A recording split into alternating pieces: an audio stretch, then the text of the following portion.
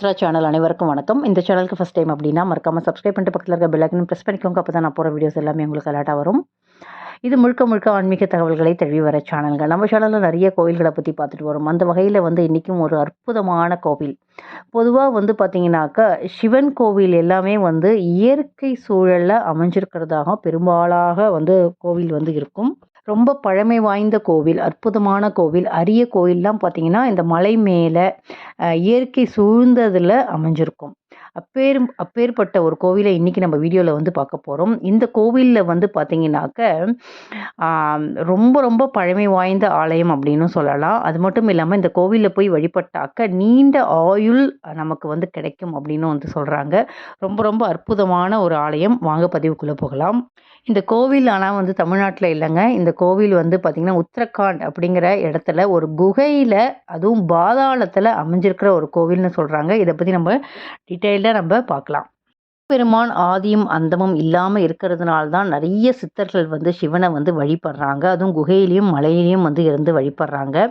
இயற்கையோடு இணைந்த இறைவன் அப்படிங்கிறது நம்ம சிவனை நோக்கி பயணிக்கும் போது நமக்கு புரியும். அதை மாதிரி ஒரு குகையில் இருக்கிற கோவில் தான் பார்த்திங்கன்னா பாதாள புவனேஸ்வரர் கோவில்.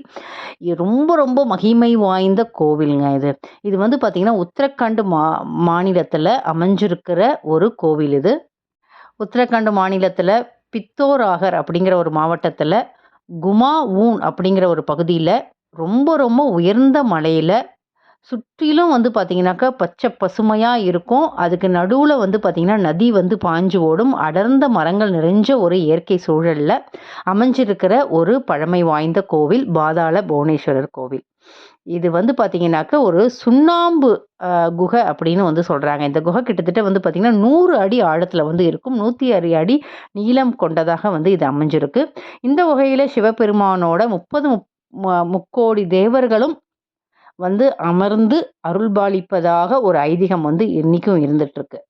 பார்த்திங்கன்னா அந்த காலத்தில் அந்த மாயாஜால சினிமாலாம் பாதாள லோகம் அப்படின்னு ஒன்று காட்டுவாங்க. நம்மக்கிட்ட பார்த்திங்கனாக்கா புராணத்தில் 14 லோகங்களில் பாதாள லோகமும் ஒன்று இருக்குது அப்படின்னு தான் சொல்கிறாங்க. இத்தனை நாளாக நம்ம சினிமாலையும் கதையிலையும் படிச்சிருக்கிற அந்த பாதாள லோகத்தில் இருக்கிறது தான் இந்த உத்தரகாண்ட் மாநிலத்தில் இந்த கோவில் அப்படின்னு சொல்கிறாங்க. கிட்டத்தட்ட 14 கிலோமீட்டர் தொலைவில் அமைஞ்சிருக்கிற சுண்ணாம்பு கற்களால் ஆன குகை தான் இந்த கோவில். இந்த குகையில் இருக்கிற இறைவனை யார் கண்டுபிடிச்சாங்கன்னாக்க திரேதா யுகத்தில் அயோத்தியை ஆண்ட சூரிய குலத்து மன்னனான ரித்து பூர்ணாவே அப்படிங்கிறவர் தான் இந்த குகையை முதல்ல கண்டுபிடிச்சிருக்காரு. ஒரு மானை துரத்திக்கிட்டு காட்டுக்கு போகும்போது இந்த குகையை அவர் கண்டுபிடிச்சதா சொல்கிறாங்க.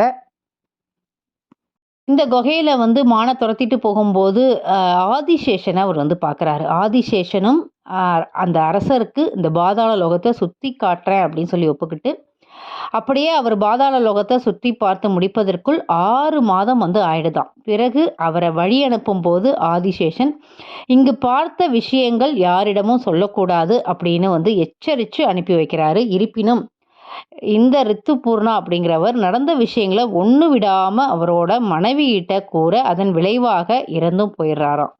பின்பு அவரோட மனைவியே இந்த இடத்தை தேடி கண்டுபிடிச்சி உள்ளே செல்வதற்கு படிகளை கட்டுறாங்க.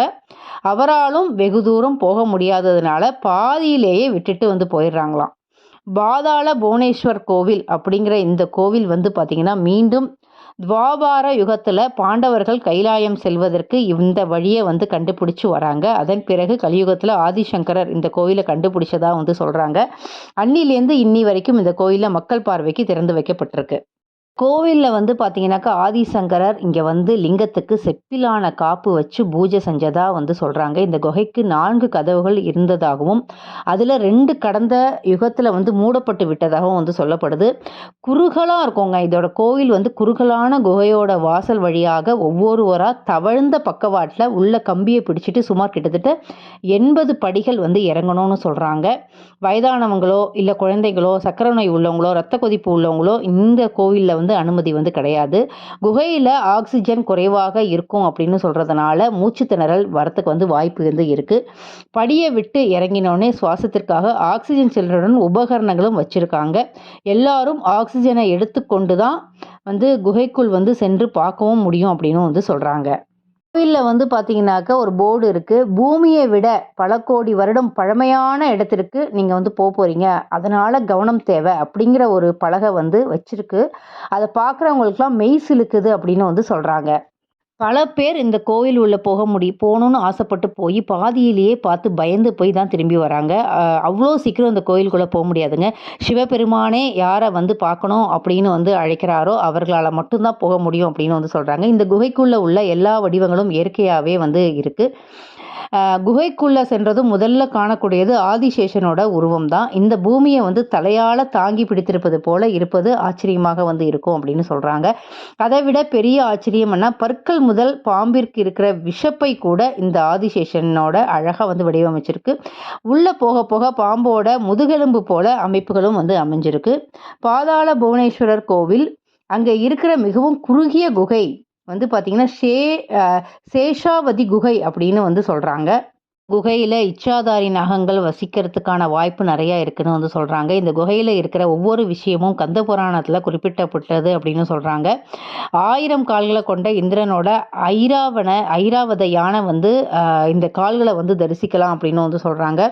கால பைரவரோட நாக்கில் பின்பகுதியில் இருக்கிற குகைக்கு பெயர் மோட்ச துவாரம் அப்படின்னு அழைக்கப்படுது. இங்கே மொத்தம் 4 துவாரங்கள் வந்து இருக்குது. முதல்ல இருப்பது வந்து பாபத்வாரம். ராவணன் இருந்ததும் இந்த வழி வந்து மூடிவிட்டதா சொல்கிறாங்க. அடுத்தது ரணத்வாரம். குருக்ஷேத்திர போருக்கு பிறகு இது வந்து மூடிவிட்டதாகவும் சொல்கிறாங்க. அடுத்தது இருக்கிற 2 துவாரங்கள் தர்ம துவாரம் அப்படின்னும் மோட்ச துவாரம் அப்படின்னு சொல்கிறாங்க. இந்த மோட்ச துவாரத்தில் சித்தர்கள் போன்றோர் நெஞ்சு எலும்ப தளர்த்தி உள்ளே சென்று மோட்சம் அடைவதாக வந்து சொல்கிறாங்க. பாதாள புவனேஸ்வரர் கோயிலோட நுழைவாயிலில் வந்து பார்த்திங்கன்னா விநாயகருடைய வெட்டப்பட்ட உடல் இங்கே தான் இருக்கணும் வந்து சொல்கிறாங்க. அதற்கு மேலே இந்திரலோகத்துக்கு மட்டுமே இருக்கக்கூடிய 8 இதழ் கொண்ட பாரிஜாத மலரும் அதிலிருந்து சொட்டும் அமிர்தமாக நேராக வெட்டப்பட்ட விநாயகர் உடலில் படுவது போல அமைஞ்சிருப்பது ஆச்சரியமாக இருக்குது. இங்கே உள்ள அனைத்துமே இயற்கையாகவே உருவானது அப்படிங்கிறத மறந்துடாதீங்க. இங்கே உள்ளது அத்தனையும் வந்து கட்டப்பட்டது கிடையாது, இயற்கையாகவே அமைஞ்சிருக்கு அப்படின்னு சொல்கிறாங்க.